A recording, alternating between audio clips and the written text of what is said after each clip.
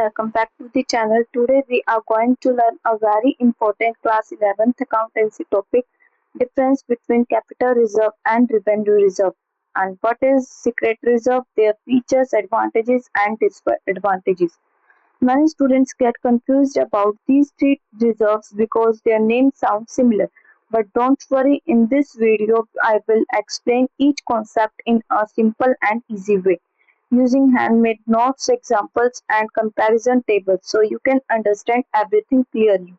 At the end of this video, you will know what is a capital reserve, revenue reserve, secret reserve and their advantages and disadvantages. So grab your notebook, stay till the end and let's start today's lesson. Between capital reserve and revenue reserve. First is origin. Capital reserve में क्या है कि capital profit से बनता है क्या capital reserve. ये profit normal business से नहीं आता। बट रिवेन्यू रिजर्व क्या होता है, रिवेन्यू जो होता है वो प्रॉफिट से बनता है। ये प्रॉफिट कंपनी के रेगुलर बिजनेस ऑपरेशन से अर्न होता है। फॉर एग्जाम्पल, अगर कंपनी ने मशीन बेचकर प्रॉफिट कमाया तो वो हमारा क्या है, कैपिटल प्रॉफिट है। और अगर कंपनी ने गुड सेल करके प्रॉफिट कमाया तो वो रिवेन्यू प्रॉफिट है। Second is origin of profit. अब कैपिटल रिजर्व में क्या होता है कि नॉन रिकरिंग या नॉन ऑपरेटिंग एक्टिविटीज से बनता है क्या, source of profit. But revenue reserve में क्या होता है, रेगुलर या ऑपरेटिंग एक्टिविटीज से बनता है। फॉर एग्जाम्पल, मशीन सेल का प्रॉफिट, जैसे कि वो क्या है हमारे पास कैपिटल रिजर्व, बट जो डेली प्रोडक्ट सेल का प्रॉफिट है वो हमारा क्या होगा, revenue reserve. Third is purpose. अब कैपिटल रिजर्व जो होता है उसका पर्पस क्या होता है, उसका जो होता है वो स्पेसिफिक पर्पस के लिए यूज होता है क्या, कैपिटल रिजर्व। बट जो रिवेन्यू रिजर्व होता है वो जनरल बिजनेस पर्पसेस के लिए यूज होता है। फॉर एग्जाम्पल, बिजनेस की फ्यूचर नीड्स या इमरजेंसी के लिए रिवेन्यू रिजर्व मेंटेन किया जाता है। Fourth is distribution. अब कैपिटल रिजर्व में क्या होता है कि डिविडेंड, इससे क्या होता है कि शेयर होल्डर्स को डिविडेंड जनरली डिस्ट्रीब्यूट नहीं किया जा सकता। बट रेवेन्यू रिजर्व में क्या होता है कि लॉ के अकॉर्डिंग इससे डिविडेंड जो है वो डिस्ट्रीब्यूट किया जा सकता है। फिफ्थ इज यूज, यानी कि कैपिटल रिजर्व में किसका यूज होता है, बोनस शेयर्स इशू करने के या प्रिलिमिनरी एक्सपेंसेस राइट ऑफ करने के लिए यूज होता है। जबकि रिवेन्यू रिजर्व जो होता है वो बिजनेस एक्सपेंशन, फ्यूचर लॉसेस और कंटिजेंसीज को कवर करने के लिए यूज होता है।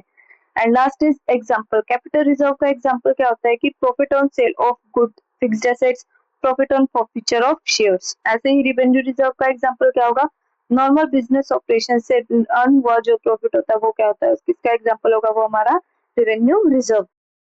अब हम बात करते हैं किसकी, सीक्रेट रिजर्व की। नाम से ही क्लियर है कि एक ऐसा रिजर्व है जो ओपनली बैलेंस शीट में शो नहीं होता है, इसलिए इसे हिडन रिजर्व भी कहा जाता है। अब देखो क्या आता है सीक्रेट रिजर्व। सीक्रेट रिजर्व एक ऐसा रिजर्व होता है जो बैलेंस शीट में क्लियरली दिखाई नहीं देता। मेनली दो तरीके से क्रिएट किया जाता है। First is understanding assets and second is overstating liabilities. Understating assets क्या होती है, एसेट्स की वैल्यू एक्चुअल से कम दिखाना, वो क्या होती है हमारी अंडरस्टेटिंग एसेट्स। और ओवरस्टेटिंग लायबिलिटीज क्या होती है कि लायबिलिटीज की वैल्यू एक्चुअल से ज्यादा दिखाना, वो क्या होती है ओवरस्टेटिंग लायबिलिटीज। सिंपल लैंग्वेज में, अगर कंपनी की फाइनेंशियल पोजीशन एक्चुअल से थोड़ी वीक दिखाई जाए तो उस डिफरेंस की वजह से सीक्रेट रिजर्व क्रिएट हो जाता है। हाउ इट इज क्रिएटेड, अभी कैसे क्रिएट होता है, by under valuing assets. Means asset की एक्चुअल वैल्यू 1 लाख रुपीज है लेकिन बुक्स में कितनी दिखाई गई, 90,000 रुपीज, तो वो हमारे क्या होंगी, अंडर वैल्यूइंग एसेट्स। ऐसे ही ओवर वैल्यूइंग लायबिलिटीज क्या होगी, मतलब लायबिलिटी की एक्चुअल वैल्यू 50,000 है लेकिन बुक में कितनी दिखाई गई है, 60,000 शो कर दी गई, तो वो हमारी क्या होती है, ओवरस्टेटिंग लायबिलिटीज।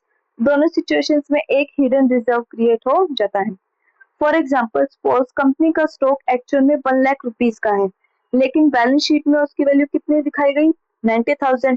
तो जो हिडन डिफरेंस होगा यानी कितना, 1 लाख माइनस 90,000 यानी 10,000 रुपीज, ये हमारे क्या होंगे, secret reserve.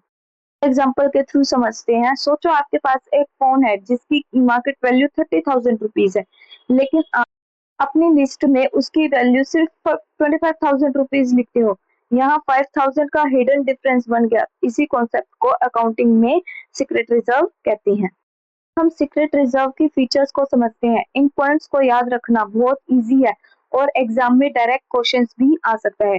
First feature is does not appear in balance sheet. सबसे पहला फीचर ये है कि सीक्रेट रिजर्व बैलेंस शीट में ओपनली शो नहीं होता, इसलिए इसे हिडन रिजर्व भी कहा जाता है। Second is hidden from outsiders. ये रिजर्व बाहर के लोगों जैसे इन्वेस्टर्स, क्रेडिटर्स या पब्लिक को डायरेक्टली दिखाई नहीं देता, सिर्फ कंपनी के इंटरनल रिकॉर्ड से इसका आइडिया लग सकता है। Third is creates financial safety and stability. Secret reserve जो होते हैं वो कंपनी के लिए एक फाइनेंशियल सेफ्टी कुशन का काम करता है। अगर फ्यूचर में कोई अनएक्सपेक्टेड लॉस हो जाए तो कंपनी उस सिचुएशन को बेटर हैंडल कर सकती है। फॉर एग्जाम्पल, अगर बिजनेस को अचानक लॉस हो जाए तो हिडन रिजर्व इनडायरेक्टली सपोर्ट दे सकता है। Fourth is mostly used by banks and in financial institutions. अब सीक्रेट रिजर्व का यूज जो होता है वो ज्यादातर बैंक्स, फाइनेंशियल इंस्टीट्यूशंस में दिखाया जाता है। इससे क्या होता है, उसकी फाइनेंशियल पोजीशन को स्टेबल रखने में हेल्प मिलती है। Fifth and last is not ethical, means should not be created intentionally. यानी अकाउंटेंट स्टैंडर्ड्स के अकॉर्डिंग सीक्रेट रिजर्व को जानबूझकर क्रिएट करना एथिकल नहीं माना जाता। फाइनेंशियल स्टेटमेंट्स जो होती है वो हमेशा कैसी होती है, ट्रू एंड फेयर व्यू दिखाई जानी चाहिए। Advantages of secret reserve. First is helps the business during financial difficulties. Means जब बिजनेस को फाइनेंशियल प्रॉब्लम या लॉस का सामना करना पड़ता है तब सीक्रेट रिजर्व एक बैकअप की तरह हेल्प करता है। फॉर एग्जांपल, अगर कंपनी को अचानक हैवी लॉस हो जाए तो सीक्रेट रिजर्व उस लॉस का इम्पैक्ट कम कर सकता है। Second is increases financial stability. अब सीक्रेट रिजर्व जो होते हैं वो कंपनी की फाइनेंशियल स्टेबिलिटी को इम्प्रूव करता है। इससे क्या होगा कि जो बिजनेस डिफिकल्ट सिचुएशंस में भी स्मूथली कंटिन्यू कर सकता है। Third is protect from unexpected losses. अगर फ्यूचर में कोई अनएक्सपेक्टेड लॉस या इमरजेंसी आ जाए तो सीक्रेट रिजर्व उस सिचुएशन को हैंडल करने में सपोर्ट देता है। Fourth is creates confidence for creditors. जब कंपनी फाइनेंशियली स्ट्रांग होती है तो क्रेडिटर्स और लेंडर्स को कंपनी पर ज्यादा ट्रस्ट होता है। इससे क्या होगा कि कंपनी को लोन या क्रेडिट लेने में भी हेल्प मिल सकती है। Fifth and last is commonly used by banks and financial institutions. अब सीक्रेट रिजर्व का यूज मेनली कौन करता है, बैंक्स में और फाइनेंशियल इंस्टीट्यूशंस में किया जाता है। क्यों किया जाता है कि ताकि क्या होता है कि फ्यूचर रिस्क को मैनेज किया जा सके। And last is disadvantages of secret reserves. First is does not show the true financial position. अब सीक्रेट रिजर्व की वजह से बैलेंस शीट कंपनी की क्या हो जाती है, एक्चुअल फाइनेंशियल पोजीशन नहीं दिखाती। Second is can mislead share holders and investors. अगर फाइनेंशियल स्टेटमेंट्स एक्चुअल पोजीशन ना दिखाए तो शेयर होल्डर्स और इन्वेस्टर्स जो होते हैं वो गलत डिसीजन ले सकते हैं। Third is reduces transparency. अगर सीक्रेट रिजर्व्स फाइनेंशियल स्टेटमेंट्स की ट्रांसपेरेंसी को कम कर देता है, मतलब अकाउंट्स पूरी तरह क्लियर और ओपन नहीं रहते। Fourth is may be misused by management. अगर मैनेजमेंट चाहे तो सीक्रेट रिजर्व का मिसयूज भी कर सकती है। क्यों कर सकती है, इसलिए इस पर प्रॉपर कंट्रोल और अकाउंटिंग स्टैंडर्ड्स फॉलो करना जरूरी होता है। And last is not encouraged under modern accounting standards. आज के modern accounting standards true and fair view पर फोकस करते हैं, इसलिए सीक्रेट रिजर्व को इंटेंशनली क्रिएट करना एनकरेज नहीं किया जाता। अगर हम इस टॉपिक को क्या करें, एक ही लाइन में कंक्लूड करें तो क्या होगा कि सीक्रेट रिजर्व फ्यूचर इमरजेंसीज में बिजनेस को प्रोटेक्शन देता है, लेकिन ये बिजनेस की एक्चुअल फाइनेंशियल पोजीशन को हाइड भी कर सकता है। इसी वजह से मॉडर्न अकाउंटिंग स्टैंडर्ड्स इसे इंटेंशनली क्रिएट करने को एनकरेज नहीं कर। वीडियो हेल्पफुल लगी है तो प्लीज चैनल को लाइक, शेयर और सब्सक्राइब करना ना भूलें। Thank you so much.